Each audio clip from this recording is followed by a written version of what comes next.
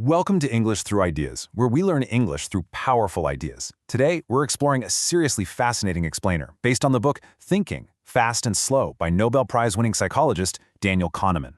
We're going to take a look inside our own minds and discover a pretty amazing secret. You see, our brains are actually controlled by two very different characters. And understanding these two characters, well, it's absolutely crucial. It'll help you make better choices, communicate a whole lot more clearly, and really grow as a person. Okay, let's dive into this. Meet the two actors inside your head. We just call them System 1 and System 2. System 1, it's fast, automatic, and super emotional. Honestly, it acts without you even realizing it. System 2, on the other hand, is slow, effortful, and highly logical. It's that conscious voice inside your head that you actually think of as you. But, as you'll see today, System 1 is actually the hidden hero, making most of your daily decisions. You know, System 1 handles all your everyday automatic tasks. Picture this. When you see giant words on a billboard, you read them automatically, right? You don't try to read them, it literally just happens. When you hear anger in someone's voice, you pick up on it instantly. You just know for sure that 2 + 2 = 4, and you can easily drive a car on an empty road without consciously thinking about how to steer. These tasks require zero mental effort.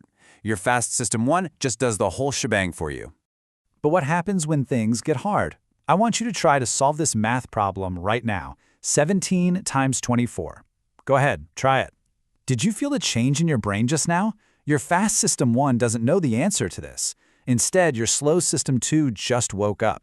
If you actually try to solve this, it takes real mental work. In fact, your body reacts physically. Your muscles get a little tense, your heart rate goes up, and the pupils of your eyes actually get larger. No way, right? But it's absolutely true. This is the hard, physical work of System 2. Let's play a little game to see how these two systems interact. Here's a very famous puzzle. A bat and a ball cost $1.10. The bat costs exactly $1 more than the ball. So how much does the ball cost? Just listen to the very first answer that jumps into your mind. If you're like almost everyone else, you immediately thought 10 cents. Now, what's really interesting about this slide is that 10 cents is completely wrong. Actually, the real answer is 5 cents. Think about it. If the ball is 5 cents and the bat is $1 more, the bat is $1.05. Together, that makes $1.10. So why did so many of us immediately think 10 cents? Well, it's because System 2 is naturally lazy. System 1 offered a quick, easy, comfortable answer, and System 2 just accepted it without even checking the math. Section 1. The lazy controller and ego depletion. This brings us to a very important concept in psychology. We know System 2 is the controller, but as we just saw, it's a lazy controller. Thinking hard takes physical energy. When we think too much or use a lot of self-control, our brain actually gets tired and loses its willpower. Scientists call this state ego depletion. It's kind of like a giant puzzle. Actually, scratch that. It's exactly like a muscle. If you go to the gym and lift heavy weights, your muscles get tired, right? Eventually, you just can't lift anymore. Well, your brain is exactly the same. When you focus hard, hold back your emotions, or make difficult choices, your brain burns up its fuel, specifically a type of sugar called glucose.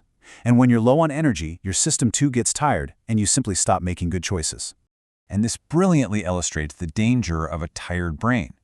There was a real study of judges in Israel that looked at decisions on whether prisoners should go free on parole. Right after breakfast, when the judges were full of energy, they approved about 65% of the requests. But look at what happens as the morning drags on.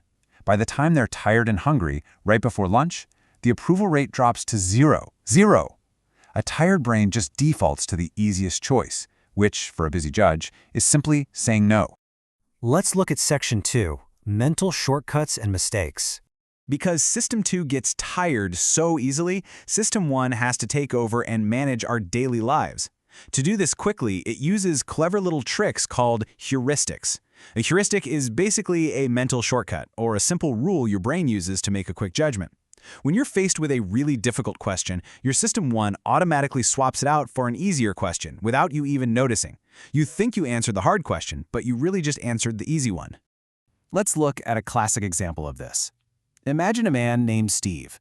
Steve is very shy. He's a meek and tidy soul with a strong need for order and a real passion for detail.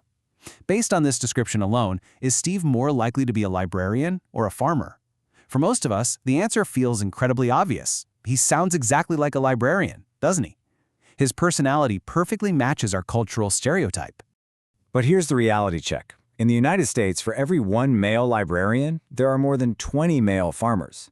Because there are just so many more farmers overall, it's a statistical fact that there are far more shy, tidy men driving tractors than sitting behind library desks. But our System 1 completely ignores the math. It just looks at the personality, uses a mental shortcut, and jumps straight to a conclusion. So, the crucial point is this famous rule by Daniel Kahneman: what you see is all there is. Our fast brain builds the best story it can using only the information that's right in front of it. It doesn't stop to ask, wait a minute, what information am I missing? It just jumps to a conclusion based on the immediate evidence. It vastly prefers a good, simple story over complex facts.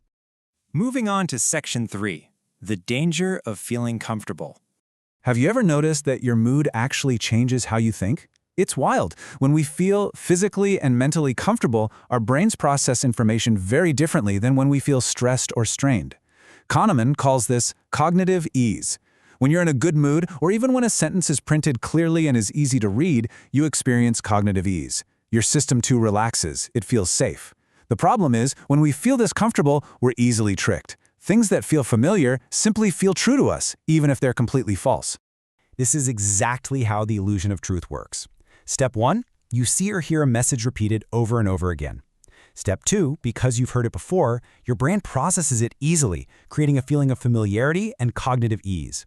Step 3, your lazy System 2 automatically accepts that familiar feeling as proof that the message is true.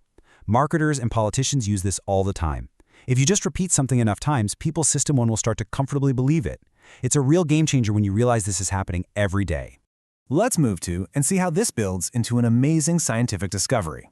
If you actually want people to wake up their logical System 2 and make fewer mistakes, you have to make things harder.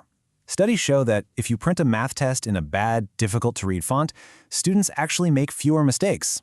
Why? Because the bad font causes cognitive strain. It forces the brain to slow down, frown, and pay close attention. That physical discomfort wakes up the logical System 2.